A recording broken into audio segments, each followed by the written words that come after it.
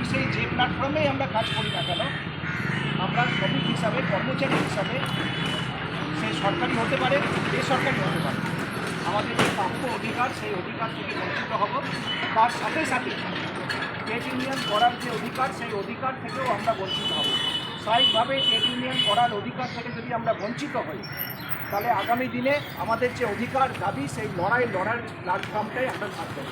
তাহলে স্বাভাবিকভাবেই এই শ্রমিকদের ওপরে নিষ্ঠুরতম যে আইন, নতুন যে শ্রম কোড আইন, যে লেবার আইন আনতে চাইছে কেন্দ্রীয় সরকার, তা মারাত্মক এবং শ্রমজীবী মানুষের ওপর একটা আঘাত, যে আঘাতের কোনো ট্রিটমেন্ট হয় না।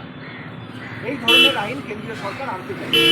স্বাভাবিকভাবেই সিআইটিউ গতকাল সর্বভারতীয় স্তরের যে কমিটি, আমাদের কেন্দ্রীয় কমিটি, সেই কমিটি ঘোষণা করে যে অবিলম্বে আজকে সারা দেশ জুড়ে সিআইটিউর উদ্যোগে, লাল ঝান্ডার উদ্যোগে যত ট্রেড আছে সমস্ত ট্রেডকে রাস্তায় নেমে কালা দিবস পালন করতে হবে, প্রতিবাদ করতে হবে, সোচ্চারে আওয়াজ তুলতে হবে যে এই শ্রম কোডের যে 29টি আইন, সেই 29টি আইনকে বাতিল করে 4টে আইনে পরিণত করা যাবে না।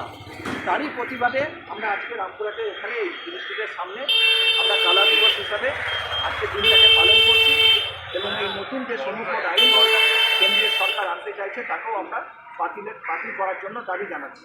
এটুকুই বলার। এখন আমাদের এই প্রতিটি যে শ্রম কোডের নতুন যে আইন, সেই আইনের কপি আমরা পুড়িয়ে আরেকবার প্রতিবাদ জানাচ্ছি।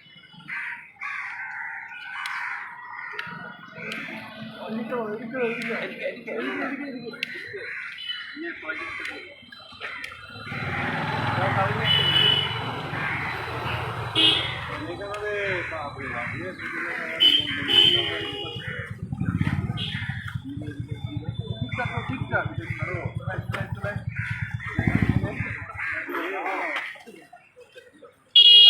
ইনকলাব জিন্দাবাদ, জিন্দাবাদ, জিন্দাবাদ, সিআইটিউ জিন্দাবাদ, জিন্দাবাদ, জিন্দাবাদ। অবিলম্বে শ্রমিক বিরোধী আইন শ্রম কোড বাতিল করতে হবে, অবিলম্বে শ্রমিক বিরোধী আইন শ্রম কোড বাতিল করতে হবে।